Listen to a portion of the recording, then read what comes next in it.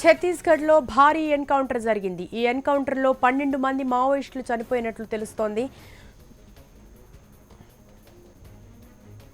పోలీసుల కాల్పుల్లో 12 మంది మావోయిస్టులు మృతి చెందినట్లుగా సమాచారం అందుతుంది. ఇక పూర్తి వివరాలు మా ఖమ్మం ప్రతినిధి నాగేందర్ అందిస్తారు. నాగేందర్, ఈ ఎన్కౌంటర్లో పోలీసుల కాల్పుల్లో 12 మంది మావోయిస్టులు మృతి చెందినట్టుగా వార్తలు వస్తున్నాయి. పూర్తి డీటెయిల్స్ ఏంటి? శిరీష, ఛత్తీస్గఢ్ లో ఇప్పటికే బలహీనపడుతున్న మావోయిస్టులకు మరోసారి గట్టి ఎదురుదెబ్బ తగిలింది. ఈ రోజు తెల్లవారుజామున నారాయణపూర్ జిల్లా బేడా అటవీ ప్రాంతంలో కూంబింగ్ జరుపుతున్న పోలీసులకు మావోయిస్టులకు మధ్య భారీ స్థాయిలో ఎదురుకాల్పులు చోటు చేసుకున్నాయి.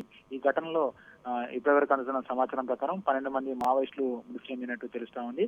ఇంకా ఆ ప్రాంతంలో కాల్పులు కొనసాగుతున్న నేపథ్యంలో స్పష్టమైన వివరాలు అందడానికి మరికొంత సమయం పడుతుందని కూడా ఛత్తీస్గఢ్ పోలీసు ఉన్నతాధికారులు చెప్తున్నారు. అయితే మనకు అందుతున్న స్థానికుల నుంచి అందుతున్న సమాచారం ప్రకారం నారాయణపూర్ జిల్లాలోని బేడా అటవీ ప్రాంతంలో దాదాపు 200 మంది మావోయిస్టులు, వారి సానుభూతి పరులు గత 2 రోజులుగా సమావేశమయ్యారని తెలుస్తా ఉంది. ఈ సమావేశ వివరాలు తెలుసుకున్న స్పెషల్ పార్టీ సిఐఎస్ఎఫ్ బృందాలు ఒక్కసారిగా నిన్న రాత్రి వారంతా నిద్రపోయిన సమయంలో చుట్టుముట్టి కాల్పులు జరిపినట్టు తెలుస్తా ఉంది. దీంతో ఇరు వర్గాల మధ్య జరిగిన కాల్పుల్లోనే ఈ ఎన్కౌంటర్ చోటు చేసుకున్నట్టు తెలుస్తా ఉంది. ఎన్కౌంటర్ స్థలంలో భారీగా కిట్ బ్యాగులు, అదేవిధంగా ఎస్ఎల్ఆర్ తుపాకులు కూడా స్వాధీనం చేసుకున్నట్టు స్థానికులు చెప్తున్నారు. ఆ ప్రాంతంలో పెద్ద స్థాయిలో ఇంకా మృతదేహాలు పడి ఉన్నట్టు కూడా స్థానికులు చెప్తున్నారు.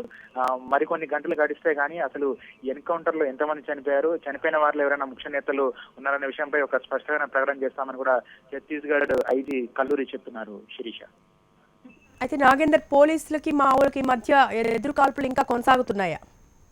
శిరీష, అక్కడ దాదాపు 200 మంది వరకు మావోయిస్టులు, వారి సానుభూతి పరులు, సమీప గ్రామాల ప్రజలు సమావేశమైనట్టు మనకి తెలుస్తా ఉంది. ఇటువంటి పరిస్థితుల్లో ఒక్కసారిగా చుట్టుముట్టి పోలీసులు కాల్పులు జరపడంతో ముఖ్య నేతలంతా తప్పించుకున్నట్టుగా తెలుస్తా ఉంది. వారిని కాపాడే క్రమంలో వారి కింది స్థాయి క్యాడర్ కాల్పులు జరుపుతూ పారిపోతున్న క్రమంలోనే ఎన్కౌంటర్ చోటు చేసుకున్నట్టుగా స్థానికులు చెప్తున్నారు. ఈ రోజు తెల్లవారుజాము నుంచి అక్కడ నిరవధికంగా కాల్పులు కొనసాగుతూనే ఉన్నాయి.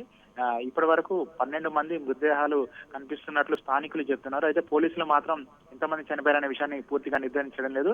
ఇంకా అక్కడ ఎన్కౌంటర్ కొనసాగుతూనే ఉందని, ఎన్కౌంటర్ పూర్తయిన తర్వాత కానీ ఘటనా స్థలంలో జరిగిన విషయాలను వెల్లడి చేస్తామని పోలీసు అధికారులు చెప్తున్నారు. Sirisha, right, thank you Nagender.